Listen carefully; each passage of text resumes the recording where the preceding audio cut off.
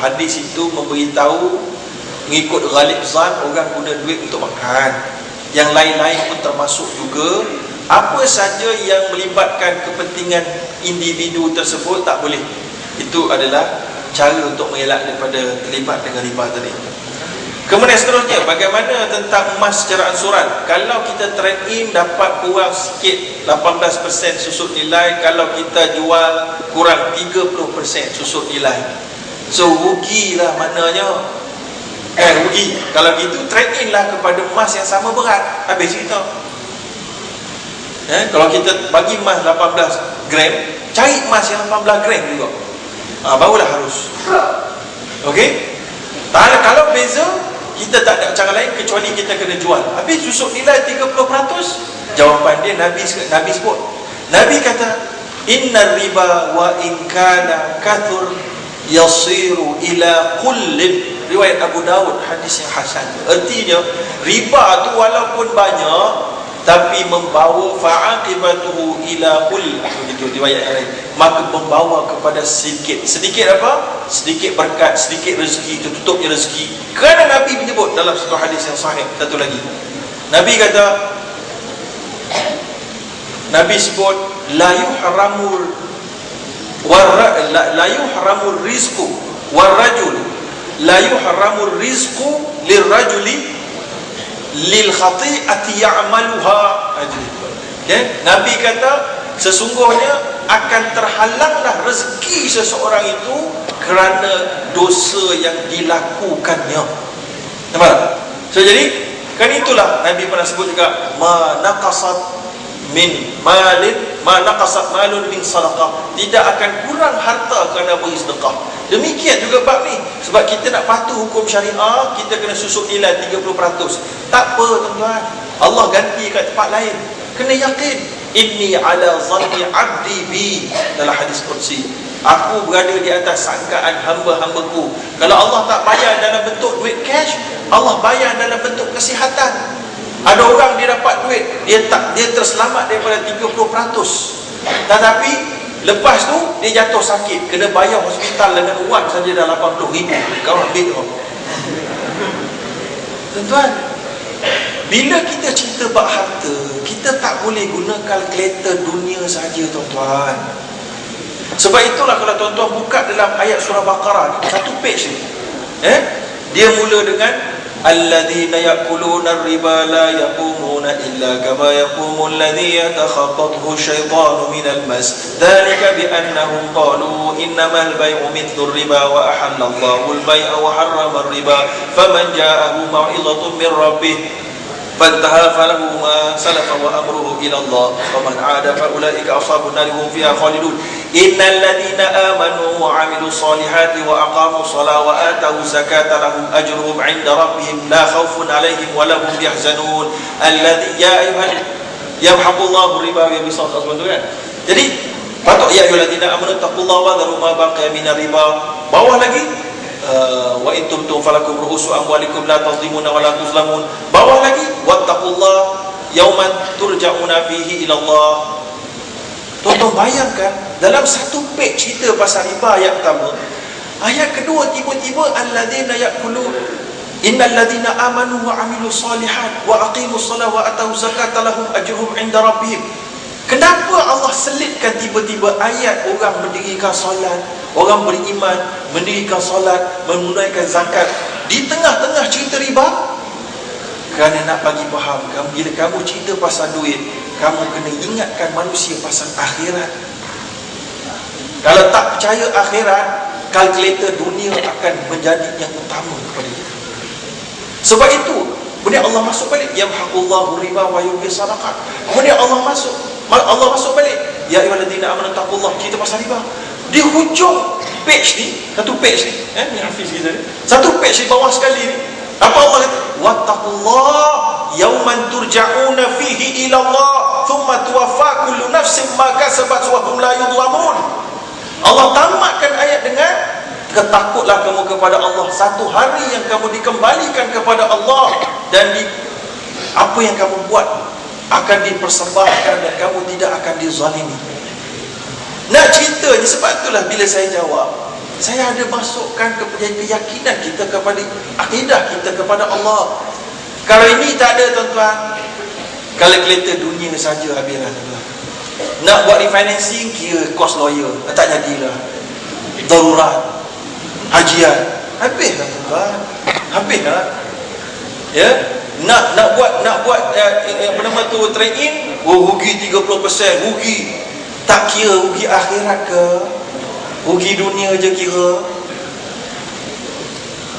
Itulah tuan-tuan masalah orang Islam kita ni kurang iman. Bila kita cerita pasal pembangkang Islam, mereka marah, mahal. Padahal satu, mereka tak reti kira. Yang kedua, iman mereka, kalkulator akhirat mereka lempar jauh. Kalkulator dunia je mereka pakai. Betul habis. Mereka tak sedar rezeki itu bukan duit saja, kesihatan, tak aksiden, anak tak kena culik, anak tak kena buli, isteri tak bermasalah dekat rumah, suami tak main kayu lapan dan seumpamanya. Ini semua rezeki. Isteri tak kaki pelempang, ada isteri pula, suami tak kaki pelempang. Ini semua rezeki. Kita tak dapat jiran yang buruk, rezeki. Hari ini nak pilih rumah, sempat ke kita nak pilih jiran tuan-tuan? Tak sempat tuan-tuan. Kita pilih rumah dan nak tahu duit kita boleh bayar tak je. Padahal Nabi dah sebut min sa'adati ibni Adam al-mar'atu daripada tanda kebahagiaan anak Adam adalah antaranya al-jarus salih, jiran yang baik. Kita tak mampu pilih jiran yang baik sekarang, maka rezeki daripada Allah dapat jiran yang baik. Sebab kita tak pilih pun mereka, kita pilih rumah saja. Dan dapat rezeki itu daripada mana? Dengan melakukan amal salih. Ya, habis di situ. Kemudian yang kad kredit ni mungkin yang bertanya tadi dia baru sampai, tak dengar saya mulai kad yang jahat ni. Jadi boleh dapatkan video tu insya-Allah. Jadi macam mana dia riba? Kerana kredit limit itulah. Kredit limit tu adalah pinjaman, sebab tu dah riba. Riba jenis apa? Riba jenis al-qard. Okey. Yang keseluruhnya pinjaman pelajaran tadi saya tak faham soalannya. Pinjaman berlesen adalah alung hukumnya haram.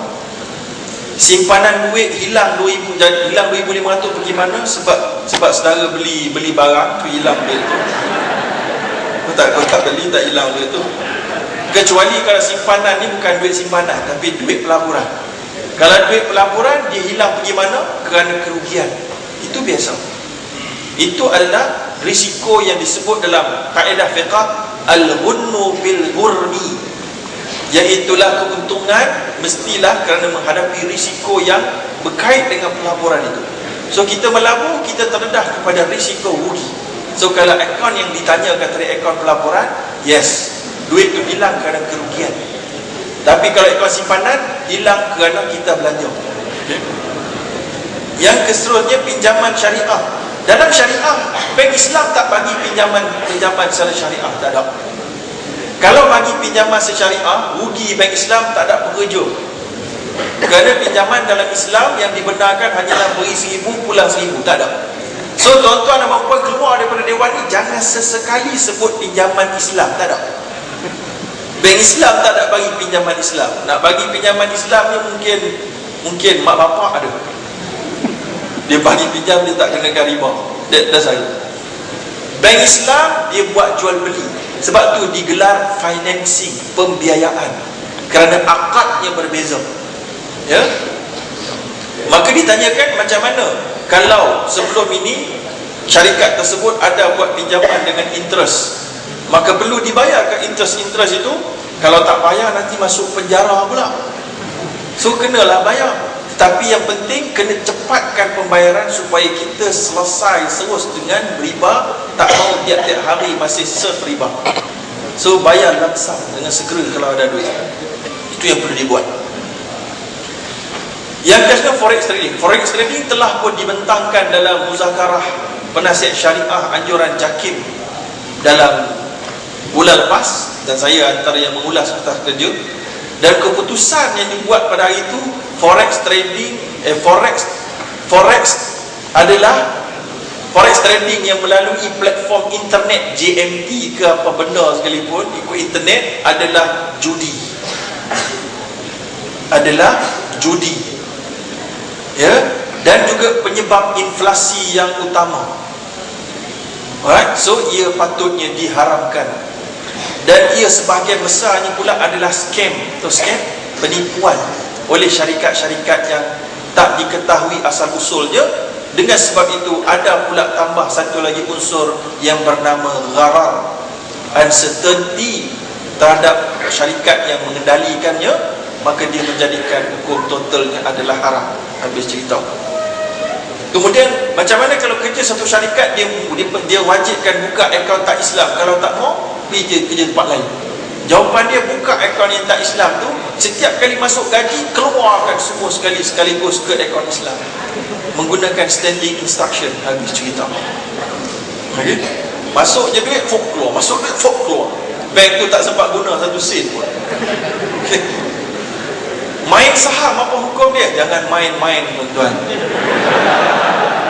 Ya, saham ni niaga, bukan main. Sebab bila kita beli satu lot saham, kita berniaga memiliki satu lot dalam pemilikan saham itu, syarikat itu. Maka kita layak untuk jual dan mendapat keuntungan bila mana harganya naik. Macam beli rumah, kita beli rumah, katalah tuan-tuan tak mampu nak beli satu rumah banglo dekat Johor Bahru, harga dia 2 juta. Maka kita kumpul 10 orang, ni analogi, kumpul 10 orang, dia letak 10,000, saya letak 100,000, dia letak 50,000, dia letak 1,000, dia letak 200,000. 10 orang kongsi beli.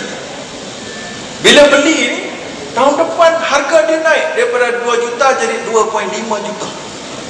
Maka dia dapat untung based on percentage yang dia pegang tadi. Betul tak?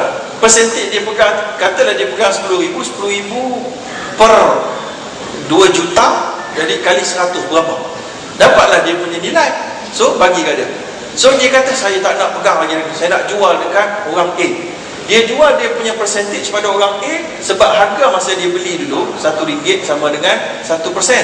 So bila dah dia sekali naik dah 2.5 juta, dia jual, harga dah naik, so dia dapat untung. Harus hukumnya. Tapi ada yang haram, ada yang harus. Ini panjang lah tuan-tuan. Sebab meniaga saham ni, dia ada nama margin trading, dia ada nama short selling yang haram, dia ada nama kontra, ada kontra yang halal, ada kontra yang haram. So nak kena tahu detail lah. Itu tak sempat lah sekarang ni tuan-tuan, tapi ada dalam buku ni. Agree lah. Okay? The difference lies is because of the underlying contract. The contract which has been used by the takaful is tabarruk and also wakalah contract. Whereas in insurance, the contract used is the buy and selling contract. When they are using buy and selling contracts, meaning the details of the subject matter must be clearly mentioned in the contract. Unfortunately, in the insurance, the subject matter is not clearly mentioned. Because of that reason, insurance is being deemed as uncertainty and also gambling by the Majlis Fatwa Kebangsaan and also Majlis Fiqh Antarabangsa. And also with regard to the takaful, takaful is actually when you pay the premium, you are contributing your money. Okay, bayar to contributing your money based on wakalah, meaning that you appoint the takaful operator as the operator for your fund, for that pool or group of people. Meaning, okay, for example, we have these 50 people in this group, so everybody pay 1,000.